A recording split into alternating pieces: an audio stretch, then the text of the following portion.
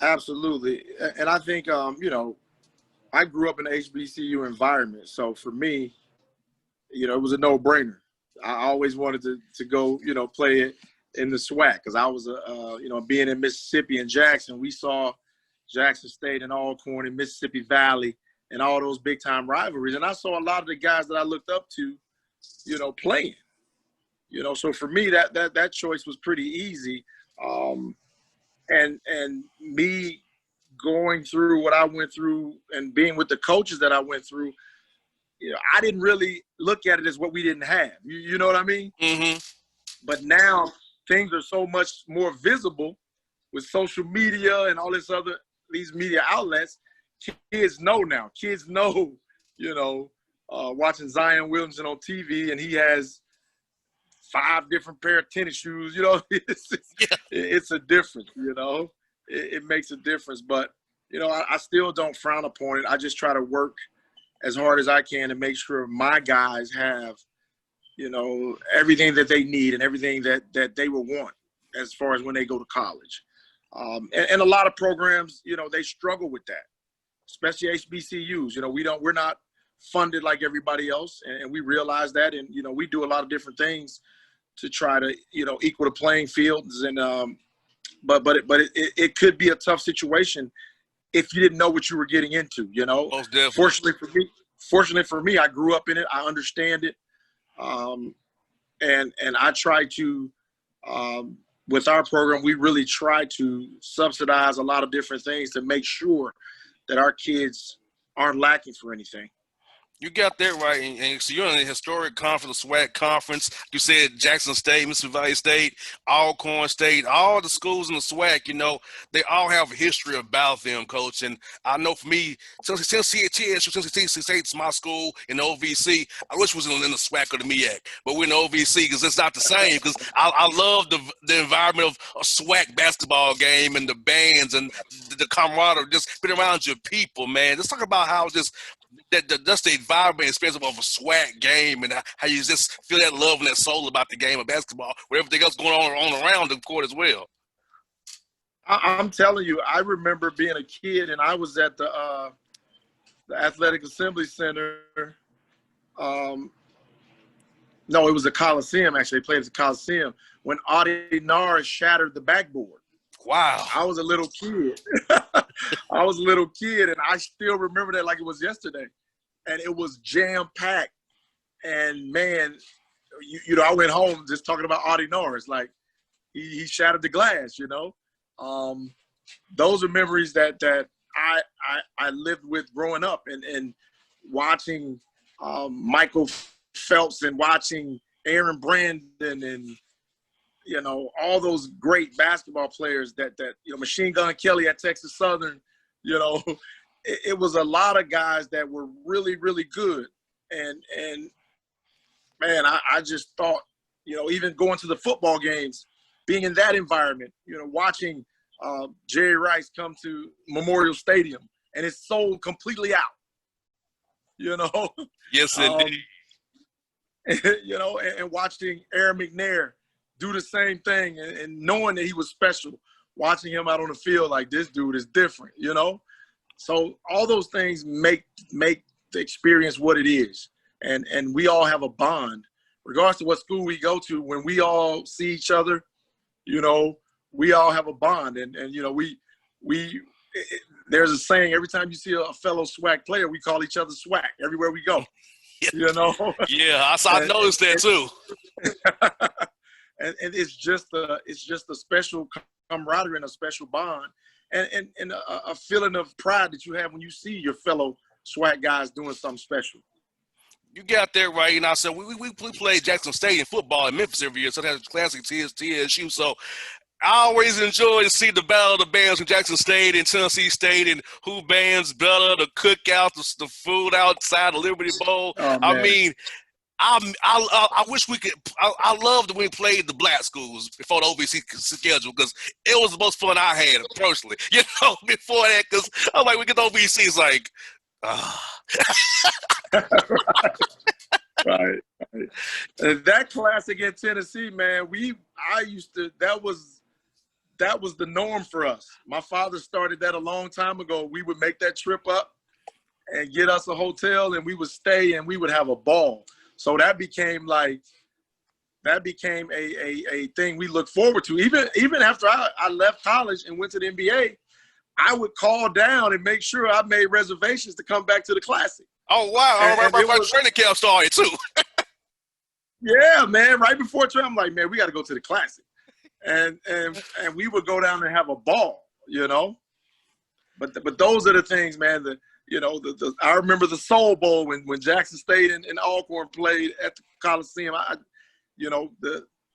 It's just something about it, and I really enjoy it, and I really, you know, hopefully we can get back to a higher level, because I just remember being in school and you know, we had pros getting drafted out of Jackson State every year. Mm-hmm. You know, there were 2 and 3 guys going to the NFL every season. You know, and I think it can get back to that. I think there's enough talent around, and there's enough kids with awareness that know that, hey, I can go anywhere and be discovered if I'm good. Most definitely. And I'm going to ask you about Carlos Rogers and Anthony Mason. They probably played against those guys in the NBA. I was playing against my two fellow alumni there, Anthony Mason and Carlos Rogers in the NBA there. Man, it's kind of the same thing. We all shared that bond, man. We all shared that bond, and we had just so much respect for one another from coming from where we came from, and watching each one of those guys, you know, do what they did and have the longevity that we all had. It really spoke volumes to, you know, the HBCU experience. And you know, Carlos being from Detroit, I really got to know him a lot. Spent a lot of time with him in the summers. You know, it gave you a sense of dignity and a sense of pride coming from HBCU. And I still think that, you know, with some of the guys that I've been recruiting, those are the type of things that I try to talk to them about and get them to understand. If you're good enough and that's what you really want to do, you can get there. There's nothing stopping you, you know, and I'm going to do all I can to make sure I provide the avenues for them to get there. But it's about you putting the work in and being dedicated to your craft. If that's what you want to do. Hey, you can go to Mississippi Valley and get drafted just like you can go to Duke and get drafted. There's no look. I tell people this all the time. Zion Williamson could have went to any school in the country. He was going to be the #1 pick regardless. Most definitely. And John Morant, same with Murray State. I mean, in the OVC, Murray State, John Morant, #2 pick in the draft. No Zion Williamson, he's #1. Rookie of the year. Out of the OVC. Right. I mean, and we have so many examples of guys that didn't go to high-profile schools, but they're excelling at the next level, you know, and I always when everybody was talking about all the kids coming to HBCUs, I'm happy for it. I'm you know, of course we would love to get 5 4-star guys, but I was like, I take pride in finding a Steph Curry or finding a Damian Lillard or finding a CJ McCollum or Ja Morant or, you know, Paul George. I take pride in finding those guys, you know. It just means so much more when you have a player that you can see develop right in front of your eyes that maybe everybody didn't pay attention to, you know? Most definitely. And I think that's, you know, we had that when I was in school. We had Alfonso Ford. We had, you know, Leonard Bennett. We had myself. We had a bunch of guys who were really, really good and played on the next level. And you know, that's what we want to get back to. Oh, definitely. And, Coach, your team's blessed. And so Alabama State, you know, because Mo Williams there now. You guys played in the league. You can tell them what it's like to be in the league and how to get there. So I feel like when you speak to your players, they have a different set of, like, oh, Coach Hunter knows. He was in the league for all these years, played with a great team, great organizations. It can show me the way to get there. So I feel like your guys have a level of respect for you and Mo as well, because you all made it to that highest level that they want to eventually achieve in their careers, hopefully. Absolutely. And one thing, the group we have right now, man, I really think they're a special group. Just being around them and watching how they interact with each other. and watching how much respect they have for me, man, it really makes you feel good about some of the young guys that are coming up now. And I think we have a great group, man. I'm speaking in terms of young men, not even the basketball aspect, but just as young men, they're very respectful. They're just a joy to be around and to coach. And I'm just so, anxious to get those guys on the court, because I know, with their mental attitudes, they're going to be great. They're going to find a way to become a great team. It's just a matter of, of us being able to get out there on the floor and hopefully have some resemblance of a season this year. Now, Coach, on my birthday, March 11th, I was at the Hawks game and the Knicks, and I got the word that is going to get suspended. And I know you probably either on the way to Birmingham or in Birmingham for the SWAC tournament. So how did you guys handle that whole transition from playing in this, hopefully playing a tournament, to not playing a tournament, to going home, going all virtual, trying to make sure grades stay up, guys stay in shape? So how was that whole process from pretty much March 11th through that whole period to get the guys back home and safely to get that spring semester there? Well, it was tough because, it was right around spring break. And when I saw the NBA stop, I knew I was like, okay, it's serious, because the NBA, they ain't stopping for nobody. Got there right. and when I saw that, I knew. I told my guys, I was like, hey, this is pretty serious. This thing may very well be over with, and rightfully so. So it was a shock because it's something we've never experienced before. So there's no way anybody could have been prepared for, what happened to us.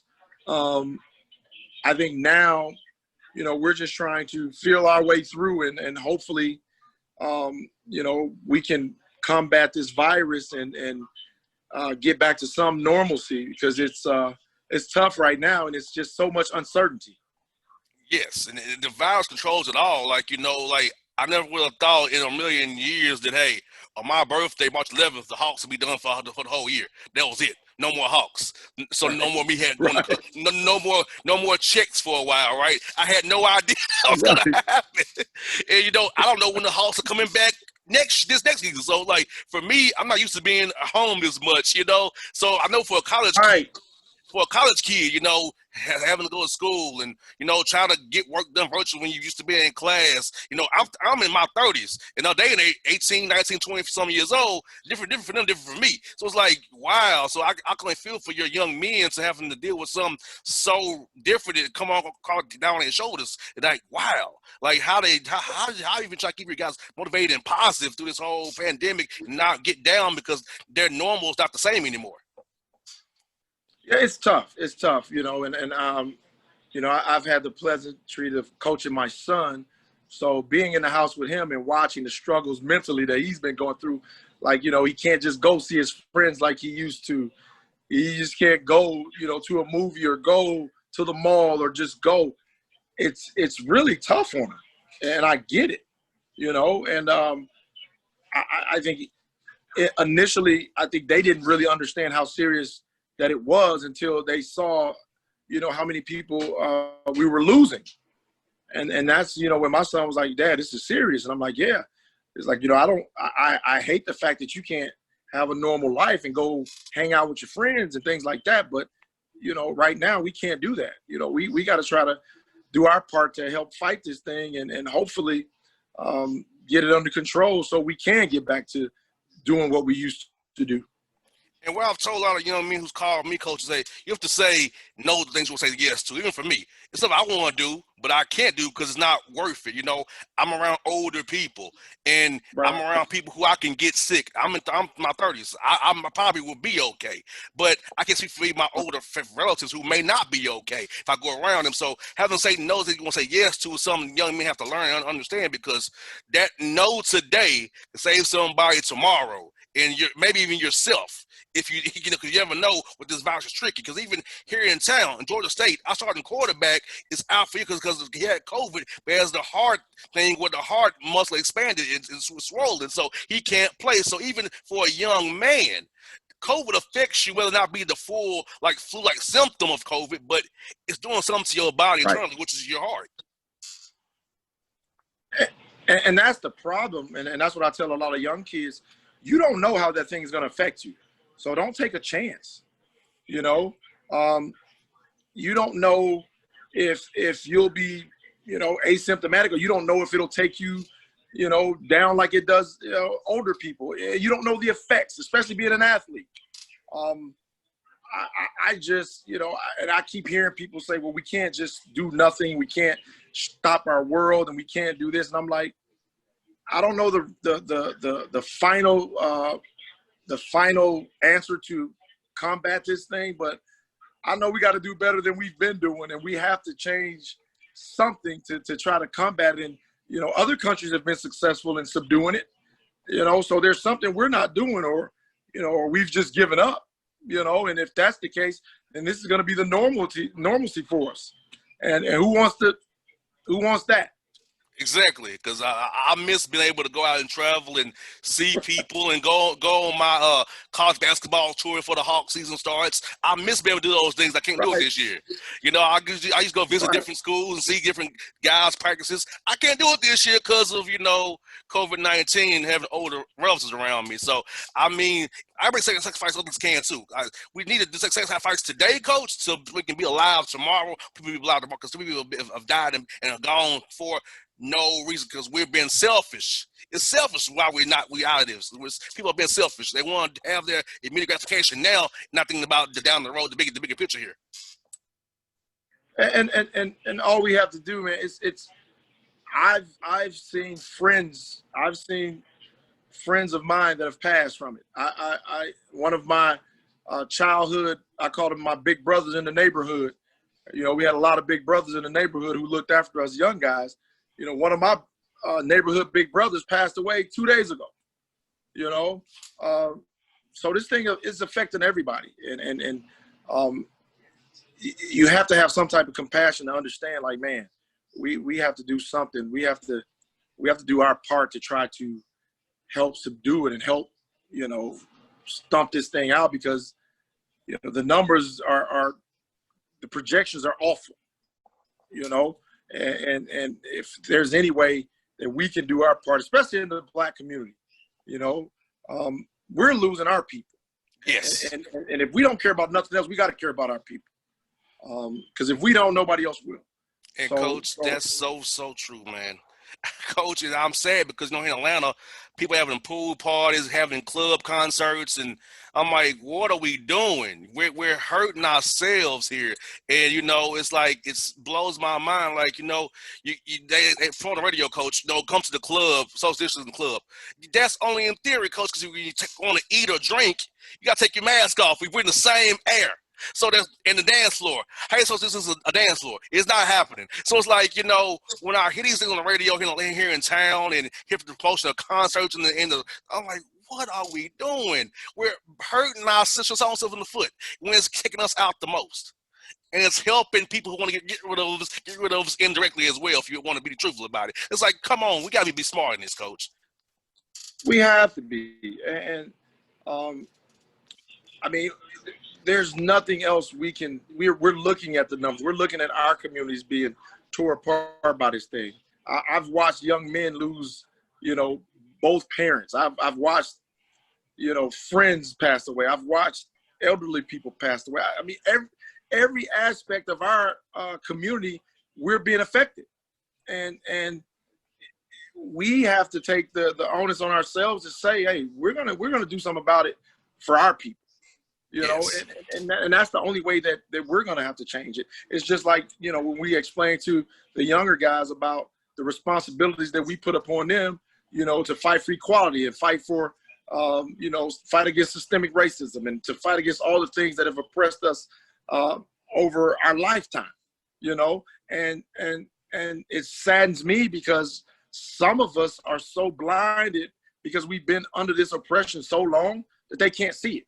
Most they definitely. just think, oh, that this is how it is. And I'm like, no, it's not how it is and not how it's supposed to be. You know, I get questioned a lot by friends of mine say, why do you speak out so much about social issues?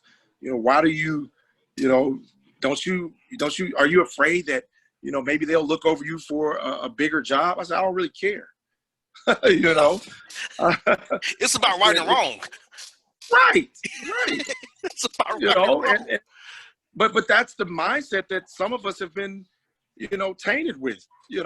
There are people who, I always make, I just got on social media since we've been in the pandemic because I've never been on it. So now I'm on it. And so I'll make a post about, I was congratulating and applauding the NBA guys for taking a stance. And so all in the same post, I was like, I applaud my NBA brothers for continuing to bring awareness and to make a stand about, what happened in Wisconsin. I said, but don't be mistaken, make no mistake about it. It's not their job to end racism. It sure isn't. I said because they didn't start it. They didn't create it. Right. You got that right. So, and here's another, I always call it the trick of the enemy. The trick of the enemy is telling Black people that we have to do something about racism. It's not our problem. We have to do something about something that's being done to us. We have to teach people not to be racist to us. Are you kidding me? Exactly. Are you kidding me? I just, It blows your mind, don't it? It blows your mind. It blows mine. I'm baffled sometimes when I sit here and I talk to people and I hear people say certain things and I'm like, what? I even heard people say, oh, the NBA players didn't do enough. They should have just not played. And I said, well, that's up to them. And you don't get to decide what's enough for me. Correct. And, a lot of those guys are doing a lot in their communities. A lot of them do. Correct. Because that's where they come from. Exactly. And unfortunately, a lot of those guys, think about how many young Black men or young Black women don't understand the importance of knowing the different situations in the community that they can affect. Like they don't know, the city councilman, and we're going to help influence these politicians, and we're going to help these guys. They don't understand that. They don't. Because we've never broke it down to them and taught them that. Exactly. And so those are things that we have to explain. Even the NBA guys, people were criticizing them because a lot of them weren't registered voters. And I'm like, well, you got to understand, being young like that and being in the situation they're in, their mind's not there yet. Right. Now, all of it is not their fault because a lot of times, we haven't been taught anything like that. Guys go broke because we weren't taught financial literacy. We didn't know. Our parents were living paycheck to paycheck. Exactly. So what can they teach us? Exactly. Correct, Coach. You're so right. Like even me, Coach, I make more money in a year than my parents made combined. Come on now. I'm 33 years old. I make more than what my parents made combined in 1 year. They never made what I made now in 1 year combined. Or it just, so I know that if I wasn't in radio and I wasn't blessed with what I have, I could be living like my parents living. I grew up poor. I grew up without. I know business to be on food stamps, Medicaid, and hope somebody do something nice for me, getting emergency food boxes. So I'm sympathetic and empathetic to these people in my marginalized because I was them at one point. If I didn't go to school, get a good job, get into radio, who knows where I would be at? I would be the people marginalized probably still. But I know where I come from. I'm not going to make sure I'm going to be there for my people going forward because I've made it. I can help them show them an example of where you can make it and still give back and pay it forward and be a pillar in your community, not turn your back up. It's because I got a sensitive status right now. So I understand, Coach, if it wasn't for me going to school for political science and knowing about policy and knowing about this stuff, I wouldn't know myself. But it took going to Tennessee State University. I learned about it. Now I can apply it back to my people. And that's what it's all about. I started my foundation here, the LT and C Hunter Foundation, and we're in the beginning stages of building a community center here in Jackson, Mississippi. You know, one of the things that I really want to do, I want to have a community center where we have, computers for the kids. If they want to get tutoring, we have, an area for that. I want to have counseling for them. I want to have a mental health, counseling for them. Just a bunch of different things for kids that think about it. When we were young, we never had those things. We never knew what that meant. Yes. So those are the things that we're working on here. And, in my hometown, that I think is going to be huge for us, and anytime we can come back and do things like that, you got to love what LeBron is doing. You read about some of the things that all the other guys are doing, man, it matters. Every little bit matters. And people don't acknowledge that enough in our own communities. We don't. But it's important. Forget about what you think about them on the court. Look at what they're doing for their people. And I think that'll change your heart a little bit towards a lot of those guys. And, Coach, since the George Floyd thing happened, I've been talking about social justice on the show. I'll be honest, Coach, I've lost 5 sponsors. Not that I need them, but it shows me where their minds are. They're talking about social justice for my people. A long time about Atlanta Hawks, the Atlanta Braves, the Falcons, you're okay. But when I talk about my own people, right, you drop me. And so I'm like, I don't need that. All money ain't good money. But it's just crazy how I talk about my people. 5 sponsors pull out saying, no, we can't have this. I'm like, okay, fine, whatever. But thank God I have a guaranteed contract. They can't get rid of me. So I say, if you want to fire me. You still got to pay me. I don't care. Right. I'm gonna keep speaking the truth, the power, because I have to speak. I have a platform from Chattanooga to Macon, Georgia, and globally and beyond with digital stuff now. So I'm gonna speak the truth, right, no matter what I do, Coach. But it's crazy. They're talking about real life, right and wrong stuff, and you lose 5 sponsors. Ain't that something? It's and see, people don't understand when we talk about systemic racism. That's it in a nutshell, right there.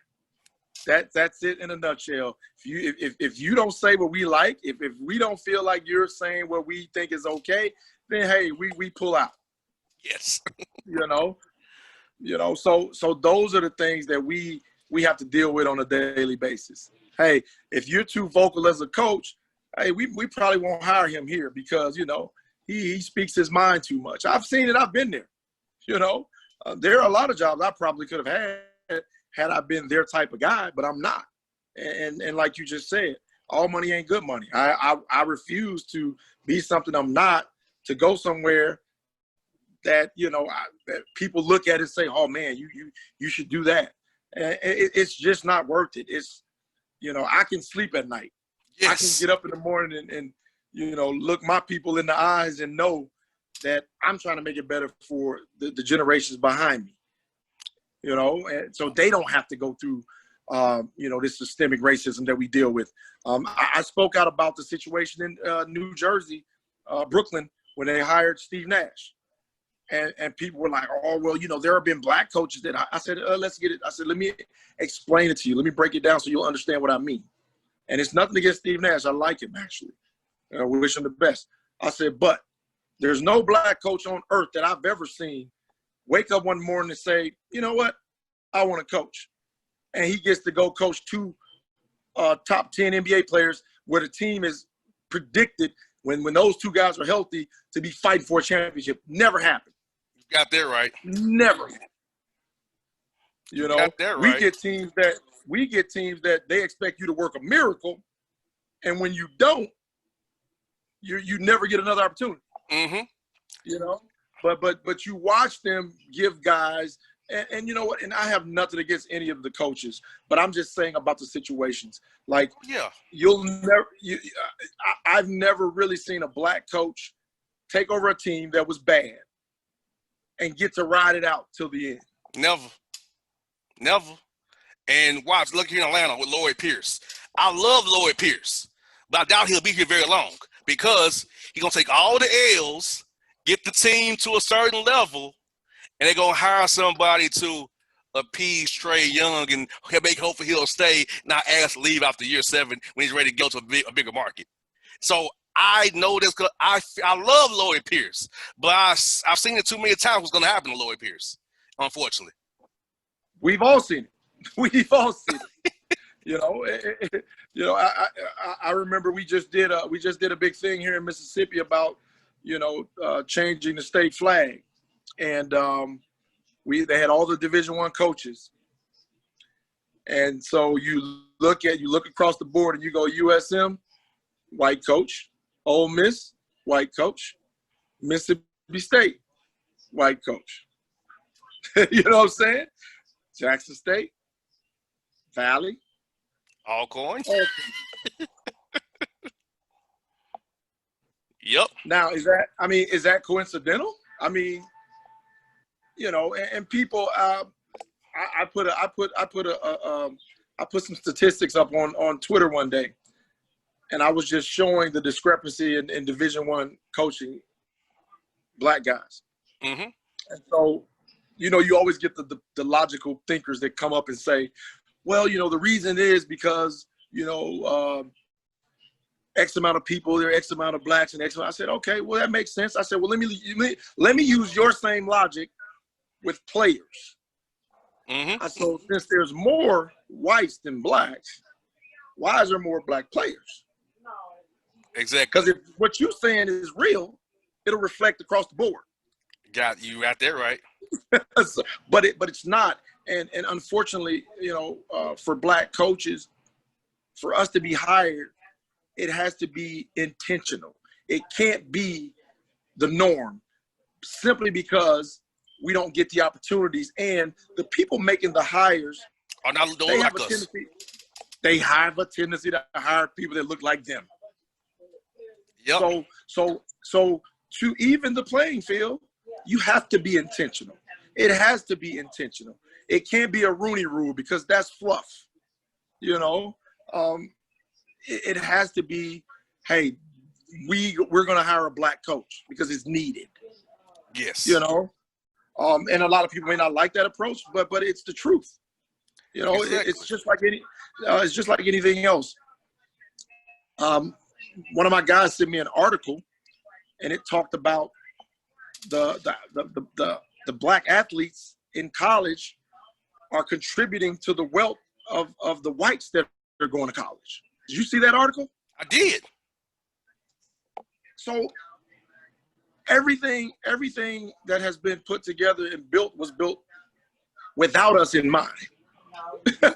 We're just a part of the helping hand to get us to that point of, it's all capitalism. It's all a form of slavery. It's all a form of, entertainment and building us up and driving up here we go. We got our black players out here helping us make all the money fund our scholarship funds, fund grants, and, all on the back of us once again. Same how the country's built, on the backs of black people. And we're through the struggle for the scraps, Right. And that's the part people don't understand. And it's so funny because I remember on Facebook there was a young lady who said to me, well, the NBA players, they're giving this and they're giving that. And I was offended. I was like, I said, excuse me, but those guys aren't giving anything. You got there, right, to earn those contracts. You got to earn getting drafted in that league. You got to be very good to get drafted in the NBA. It's no giving. It's earned. And do you think anybody's going to give somebody something that, especially owners, no owner I've ever known or know will pay somebody something they can't afford to pay. Mm-hmm. It ain't going to happen. So you best believe if Steph Curry's making $40 million, then the Golden State Warriors are making $240 million. Got that right. Yeah, it's a drop in the bucket. And that salary cap artificially caps the pay. It keeps a certain amount of money where, it gives us the salaries, everything else. So it's artificially set up to where the owners will make all their money. Let's look at the CBA. Right. It's easy. Well, the salary, what the salary cap really is, right? The salary cap protects the owners from themselves. Yes. Because it stops the bidding wars. Yes. Those guys have egos just like everybody else. So if there was no salary cap, Oh, I want that. I want him to play for me. I'm gonna offer him $50 million a year. Okay, well, I'm offering 55. You know, it protects them from themselves. Yes. You know, so exactly. So you know, it's. And I'm not saying that, you know, we as NBA players, we weren't blessed because we were, but we worked for that blessing. We worked hours and hours, and we, you know, we tore our bodies up to go out there and play the game we love. But it's all, man, it's all a situation where, you know, you be who you are and you stand for what's right, and you live your life that way, and you show people, you know, this is what I stand for. This is what I believe in regards to how you feel about me. Hey, this is it. This is how I feel. This is how I want my son to remember me. This is what I want my daughter to look at me and say, you know, hey, my dad didn't put up with none of that. He stood for what was right. You know, because my kids grew up in a different world than I did, because they didn't understand, because they were treated differently because of their social, you know, situation. People, you know, they were different until they got older and start seeing, like, oh, wow, Dad, I'm like, yeah, you know, you just weren't old enough to know, but now you know, and watching them grow up and watching them, you know, I went out and protested with my daughter and my son. I walked around with them, and it just made me feel good, because I'm like, they get it. Like, they're young, and they don't take a lot of the stuff that was, you know, that people were taking back. You know, my kids are like, what? I can't do what? Oh, no way, not me. You're like, I'm just as good as you. And, you know, and you love that. You love that. And I remember watching all the young kids, watching all the young kids fight for justice, and making me feel like, man, this generation, just when you thought that all they knew were smartphones and video games, they get it. They do. They get it. These Gen Zers get it, man. They get it, Coach. They get it, man. And I'm loving it. You know, being 33 years old, I'm a little bit above them, but I can still relate to them. And I'm like, yeah. Because you know it's be true, Coach. Though, for me and you, we're probably the first ones in our family to be born with full rights, per se. You know, the way we can, the Fair Housing Act, the Voting Rights Act, the Civil Rights Act have all been passed. So our parents, it wasn't born with full rights on paper, right? Even though it's not really full now, but on paper it was, right? And so we have to fight and have for kids that for my generation having kids, and for fight for the same thing for our parents couldn't fight for and fully get. Hey, it's a blessing to see it going on, because we got to keep this fight going one way or another. I'm going to use my platform. You're going to use your platform. We'll keep using our platforms to push this issue, because it's time for a change, for the third Reconstruction, to get this country on the right path out 401 years, hopefully. Can't, man. We can't do it. It's past due. You know, I walk around and I watch and I see the different things that go on, and I watch. I was talking to one of my guys who was an former NBA player, and we were talking about the statues that they were tearing down. And you had some people saying, why are they tearing down statues? Don't matter. That's just a small part. I said, let me help you out. I said, there's somebody to do something everywhere. So every aspect of the fight, you got levels to everything. Most definitely. There's going to be somebody on the front lines. There's going to be somebody strategizing. There's going to be there's a line of people that are put there to do certain things. Hey, let them tear the statues down. The other people, we're fighting. You know, we're fighting. We're voting. We're fighting in the offices. We're doing. There's a place for everybody to fight, and I want to see. I was telling them. I said, man, I don't care what they do. Change all of it if they have to. Take all the racist statues, all the Confederate flag, all that stuff needs to go. I'm with it. I said, so don't tell somebody that's passionate about something else just because you see a bigger picture. To them, that's a big picture. Yes. And so until they finish that, then they may be able to see something else. You know? But everybody has something they can stand up for. And I'm in support of whatever they want to do that's helping us see differently, think differently, and go to different places and continue to climb, I'm with it. You know, I think we were talking about CEOs of Fortune 500 companies. I think we've only had 4 black ones. Wow. Yes. Not very many. Richest one of us is Robert Smith, who gave money to Morehouse. He's the richest black person in America is him. Right. So we've only had 4, you know, and I think only 1 woman, not counting Oprah, only 1 woman. 1 black woman. Just tells you all you can know right there about what's going on. And people act like you're making this stuff up, you're embellishing it. Just look around you. If you're not dealing with it every day, you're not going to see it. I try to tell people, racism is subtle.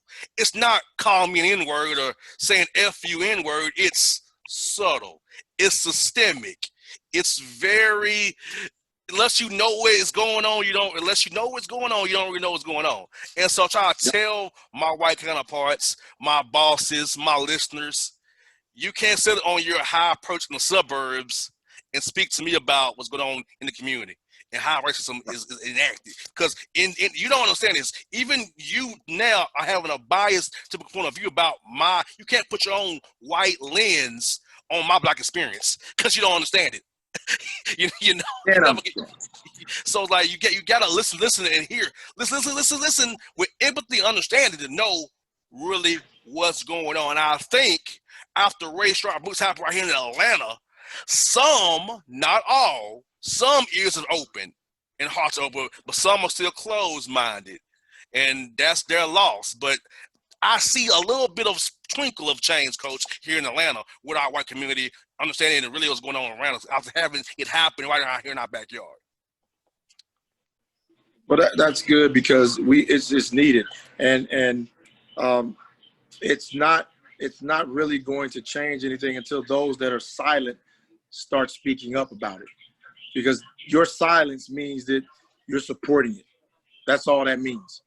You know, people can say, well, yeah, I'm not racist. I've never said anything, you know, or I've never done anything. Well, you're part of the problem because as a white American, you can be silent and claim that you have no parts of it. But if you're standing in a room and you know what's going on and you don't say nothing, then you're still part of the problem. Mm-hmm. You're complicit. Because that's what it is. You know, and because we know, trust me, I know people that have went out to get business loans and didn't get it for whatever reason, probably because they were black, and had another person that was white go in the same exact credentials and get the loan. I mean, all these things happen. All these things happen all the time. You know, we don't even know, if we think back on all the things we've done, we don't even know how we were charged different interest rates than other people. You know what I'm saying? Like, all that stuff matters. Exactly, you know? It does.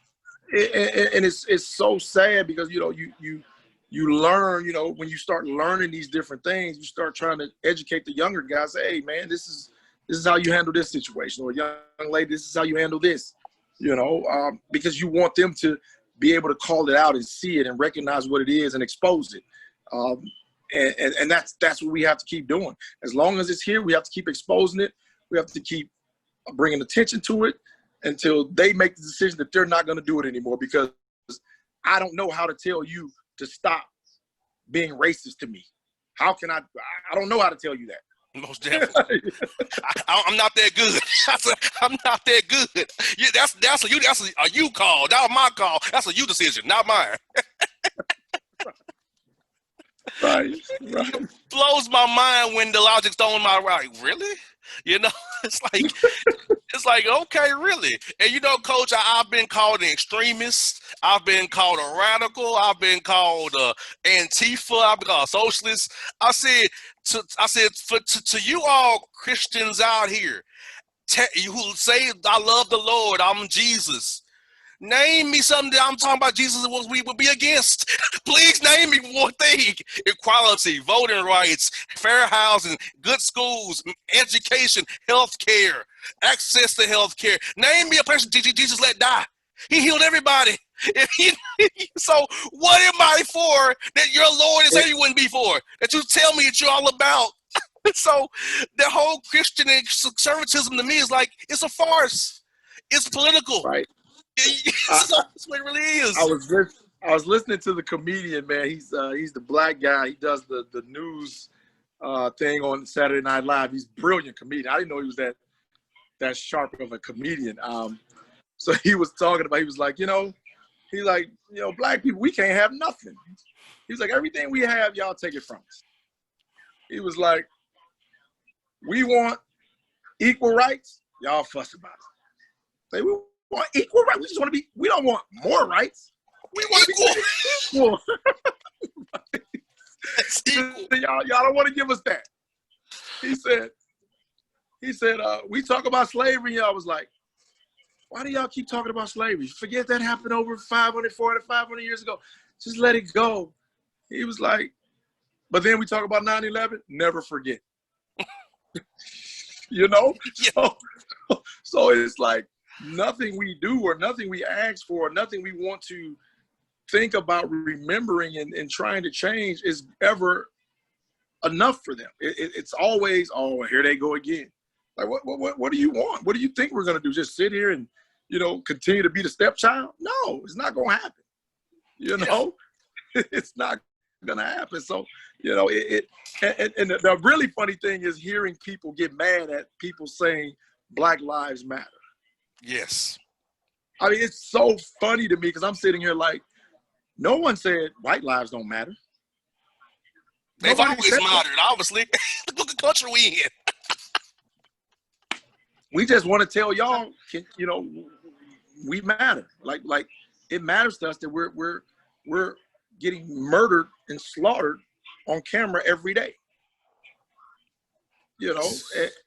And then you hear these once again, you get the smart guys with the numbers and come up and say, well, more white people are killed by policemen than blacks. And I'm like, yeah, you're probably right, because there are more whites in this country than there are blacks.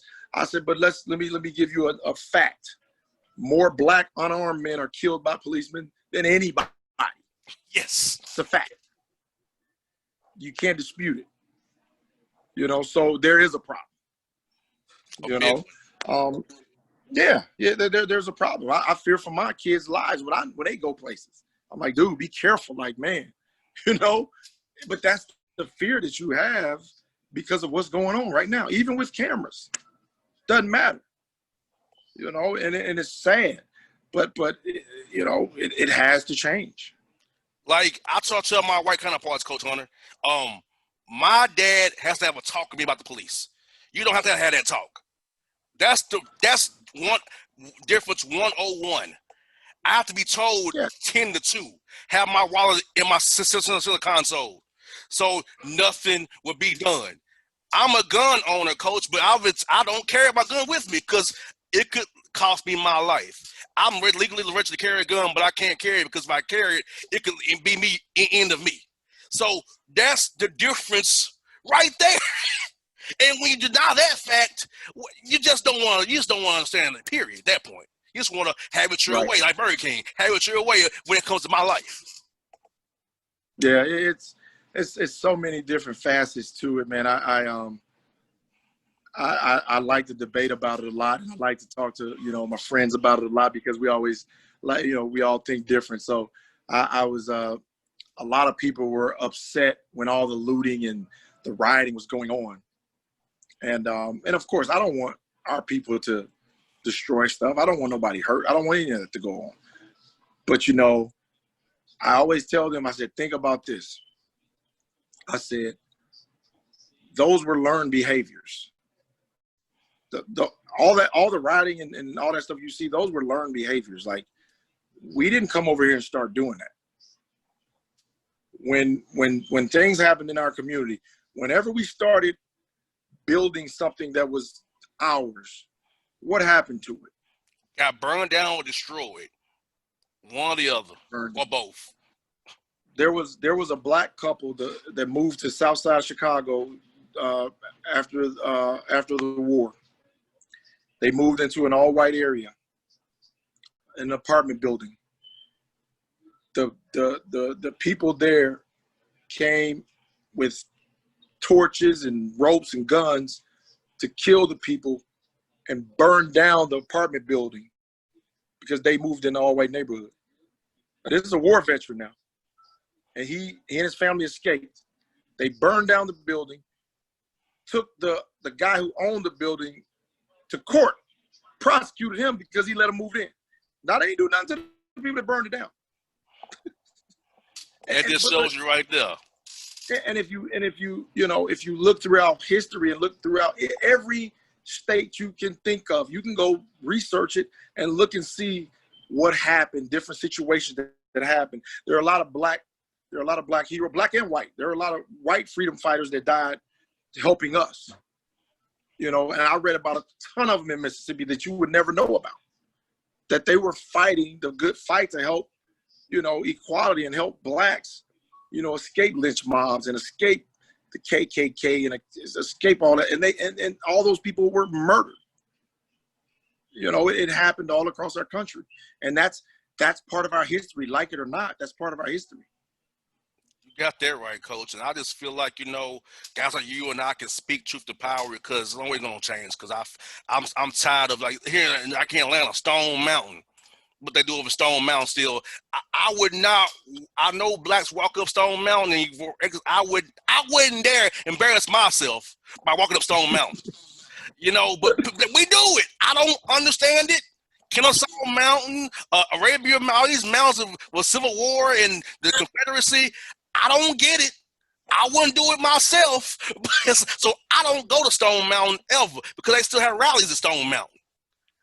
And I embarrass ourselves that way. Well, think about this, here in Mississippi, of course, our history. One of the most racist guys that ever lived here, they named the reservoir after him, Ross Barnett. And and I'm looking to get a house, and I was looking around. I'm like, I'm not moving on the Ross Barnett Reservoir. The guy couldn't he despised black people. Why would I go live out there something that's named after you? But it becomes too common with us, and we start living with these things and accepting it, and that's part of our problem. Yeah, I'm glad my parents, even they tell me you don't accept nothing. That if they don't love you, you don't accept it. You go against it. You fight it. You fight the good fight. So I feel motivated more than ever. I'm in Atlanta, as the civil rights was a hub here. John Lewis, right. MLK, CCT Vivian, all these guys, Judge Lowry, Reverend Andrew Young, all these people in the movement were right here, and I could touch and see, except for MLK, of course. But I've saw these people and been around them, and how they speak and just been around history like that. So I'm inspired because my city is a hub of civil rights, and we need to make this a mecca for Black Americans. We can come look at Atlanta, look how we've changed it, and I'm committed to it, Coach. I'm finally having a bigger job because I feel like I have the job. I can do what I want to speak my truth.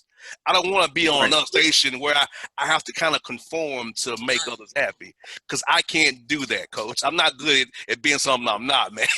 So I have you and me both. I have to. If it means being a smaller station, be able to do what I want to do and still affect change my way, I'm gonna do it because that's the only way I know how to do it. Be, Coach. I can't be a puppet. Man, and a lot of us do fall into that trap. We fall into that mesmerizing feeling of, oh, I gotta be bigger, and if I keep my mouth closed, I can go here. And man, I've heard people say that.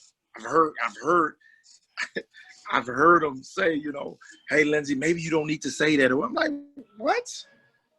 Man, it's not that important to me, man. That's not that important to me. Yes. Me being me and me feeling like, I can speak my mind and I can teach the next generation and teach my young guys on my team what it is to stand up and be a Black man in America. That means more to me than working in the SEC or the ACC or the Big 10 or the Big 12. That means more to me than that. Exactly. Same here, Coach. Like I said, I'm blessed. I'm able to cover Atlanta Hawks. I'm able to cover anything I want to cover, even at my station I'm at now, and still do what I want to accomplish without the hassle trying to appease others. And heck, I couldn't cover you at those other stations.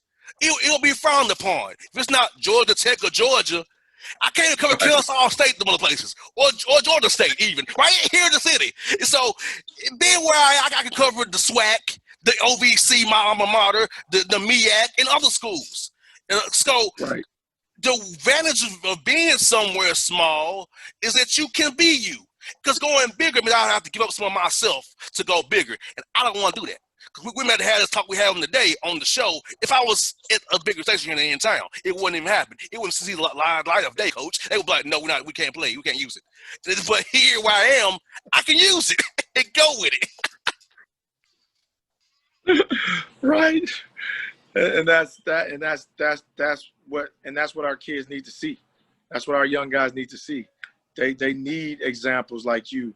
They need people that aren't afraid to call out what it is and keep speaking on it and keep teaching them that you don't have to settle for that. You don't have to settle for being something that you're not. And you still can excel and attain your goals. You still can do it, but do it your way, you know, and you'll feel so much better about it doing it your way and being who you really are than to sell your soul and you know, sell your people out and not stand for what's right. And you know, I've always said, because I work with a lot of kids and mentor a lot of kids, man, you may not reach all of them, but if you reach one, you've done your job. Yes, you got that right. And coach, I see well tonight, coach. I know I'm being true to me. That I know I grew this show from nothing to where it is today, starting in 2012. Coach, I started in 2012. I grew it from on my own, coach, no help, to where I am today. So I can say when it comes to radio show and the radio side, I made my break. Nobody gave me a break. I made my own break. So I can live every day knowing that I would never let what I built for the last 8 years be compromised by a paycheck. I'm paid. I'm single guy, no kids. I'm okay. I can make it. I've made enough money where I'm okay. So a few $10 or $20 more in another station does not mean nothing to me if I gotta dilute who I am and what I want to be as a host. Right. Absolutely, man. Absolutely, and that's where it's at. Substance over all the other crap, you know. You get there right. That's what I got for you, Coach. I know a lot of coaches have been making sure that guys are registered to vote, getting them civically engaged with the election coming up here. How are you trying to teach the young men about that, Coach? Is about voting this election cycle, getting registered to vote, whether it be in Mississippi or beyond, mail-in balloting. How are you getting you guys ready for this coming up here in the next few weeks here? And that's one thing that you know, I've been talking to my assistant coaches about, us sitting down with our guys and making sure that they are registered to vote, you know, wherever they're from. We got a couple of guys from Atlanta, South Carolina, and other places as well. But we're going to make sure those guys have the ability to cast their vote, because that's what they need to know, that we care about that more so than, you know, the basketball aspect or anything else. You know, we want you to grow as young men and learn to be responsible and learn to do things like, you know, when you have a kid or you have a son or daughter, you're going to teach them, hey, you got to register to vote. Your vote matters, you know, and that means, you know, more so to us than getting in the gym right now, because we don't know when we're going to play. We don't know what they're going to do with the season as far as starting on time or pushing it back. But we do know one thing, you know, November 3rd the day the vote is coming up. It's coming up. Right. And Coach, for your games, real quick on your games, I've seen some contracts here where they got the COVID clauses where you get this number if you make this, if there's no fans, or if it's fans, you get this number.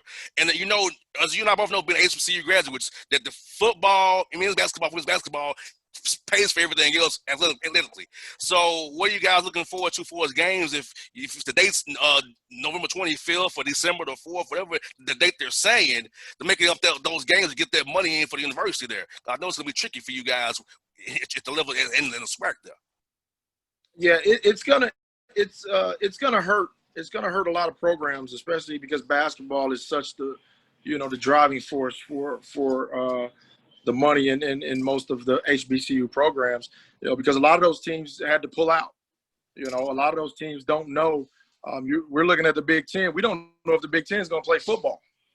So that's their meal ticket, So a lot of those basketball teams, had to pull out, So we're gonna feel it more so than anybody else. And right now, the schedule is still being shaped because of situations like that, which you just talked about. Some teams just can't play because they don't want to pay for a team to come across the country, knowing that they won't have fans, So it's not working on our part and it's not working on their part. So we're constantly, trying to put the puzzle together, figure out, who we can play closer. If we're going to get to play any non-conference games, that has even come up. We have a coaches meeting on Saturday. We just had coaches, and I'm sure we'll talk about that. But we all will feel it, and it'll affect a lot of people's lives. Hopefully, they'll be able to subsidize some of the money with the PPP from the government to help keep some of these jobs, because you hate to see people lose their jobs for something that they had no control of, So we'll see. I don't know what it's going to look like right now, like I said, but hopefully we'll get to play some non-conference games, to bring some type of revenue back in. Coach Hunter, it's been great to talk to you for the last hour, man. It's been fun, man. I really enjoyed this conversation. We got to do this again real soon, man. This was excellent. Absolutely, man. Anytime, you just call me. You know where I'm at. All right, Coach. Thank you so much. Lindsey Hunter